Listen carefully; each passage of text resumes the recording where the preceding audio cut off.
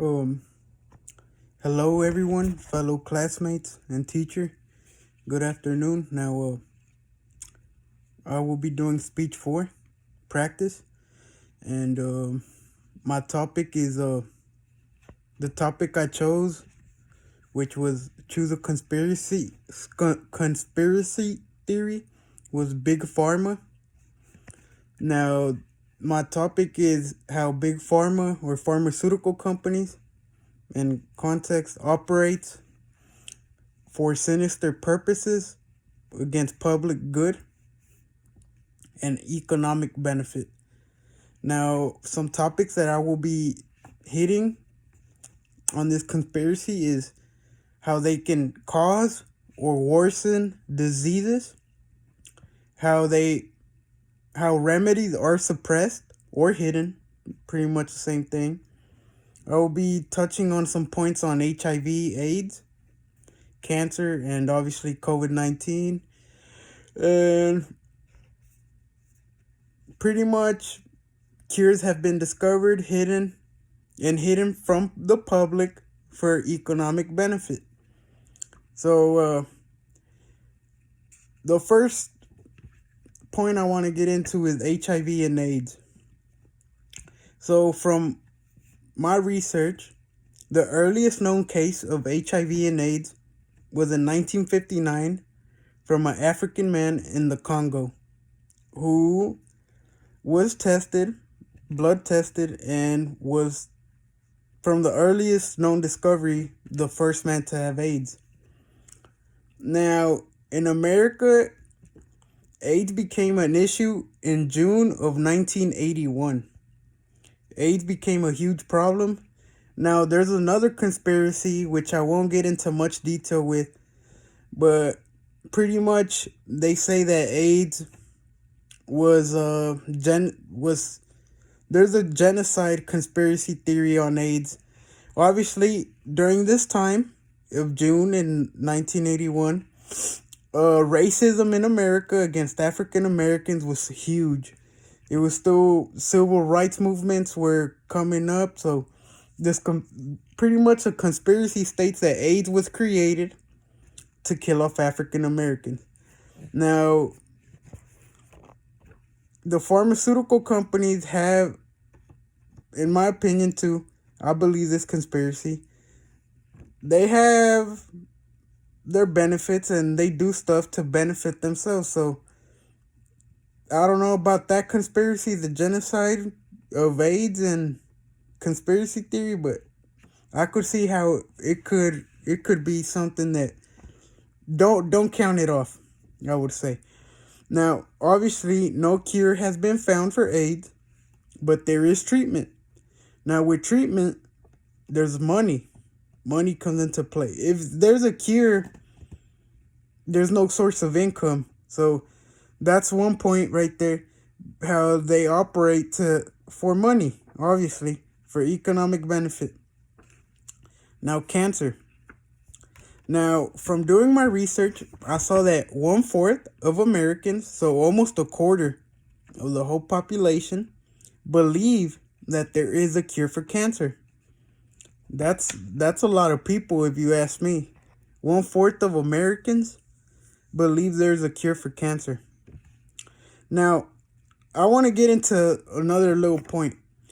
The problem necessarily isn't the doctors, as the doctors have no control. They have no say. The doctors work with what they have. So I'm not on here trying to bash doctors, trying to say they're evil. Now, the problem is because the doctors are at the bottom. There's people way up there that control everything and run the whole show. So now it has to do something with powerful people up in the research teams who hide information from the public, or some powerful people that we don't even know about. That's who I believe controls everything or runs the show, like I said. It's not the doctors, it's not the public healthcare workers. They work with what they got. And obviously, I feel like some of this information isn't being given to them. So they kind of got to work with what they got, literally. Now, obviously, cancer, I do believe there is a cure out there. uh cancer has been an issue, and for the longest. And obviously there are 200 different types of cancers. So I don't know, I feel like out of 200 there has to be a cure. There has to. And especially with our technology so advanced, there has to be some sort of way. There's only treatment. Treatment has been getting better. There's been a 40% increase in survival from treatment or over the last 50 years. So but treatment, again, how AIDS treatment involves money. Makes a lot of money too. So now, and I'll get into those points about the money and all that stuff. But yeah, cancer is another disease that we believe it's a real disease. Obviously, we don't know if it was man-made. We don't know if there probably is a cure. We don't know, but I think there is, and many people believe this. Like I said, 1/4 of Americans. Now, other topic I wanted to get into is uh, COVID-19. Now, how is this important? Well, COVID-19 is very fresh. At first, when it came out, it was stated that it came out from bats at a wet market in China.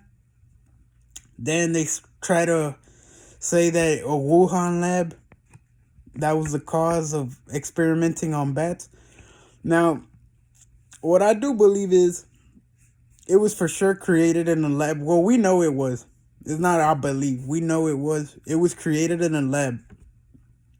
Now, I don't really believe this stuff that the animals they experimented on got out and the disease got out of control. I feel like it was created. Now, this is like all these points have their own conspiracy. Now, I believe it was created to control society and it was used against humanity on purpose. The powerful people up there in the world, they knew about this and it was used to control society. That's what I think. And for economic benefit, obviously, too. Now, like I said, there's many conspiracies. Now, the COVID-19 vaccines, people are saying that they're fake. They're used for tracking people or anti-vaccines. Some people want vaccines. Now, we don't know. It's too early still to say that there's a cure. Maybe the vaccines work. Maybe they don't. Maybe COVID stays. Maybe COVID's gone forever. Maybe COVID might become like the flu seasons. I don't know. We gotta wait since it's fresh. But obviously with this COVID-19, with all these vaccines, yes, they're free to us, but nothing is free. And they make money out of this. The pharmaceuticals make money out of this, obviously. And like I said, to me, it's all a money grab. It's control. And pretty much, because in my opinion, with the technology that we have, we should be having the best of the best equipment, finding cures like that ASAP, the whole world. But obviously, now I did research on the economic benefits. Now, from what I researched, funding into cancer, there has been $6 billion total funded into cancer. That's a lot of money right there. So out of every time they funded for cancer, $6 billion have been equipped or taken in for funding for research for cancer. And roughly $300 million a year for cancer. For AIDS, roughly 788 million a year in 2016. Obviously, I couldn't find no info on the future years, but I'm pretty sure it's more. Like I said, these diseases don't have a cure. They have treatment, make money, and this is more money right there, obviously. Now, with all this And this isn't even all the diseases out there. Diabetes, all these diseases, money, money, money. There's a lot of money into it. That's why I truly do believe in this conspiracy. Thank you.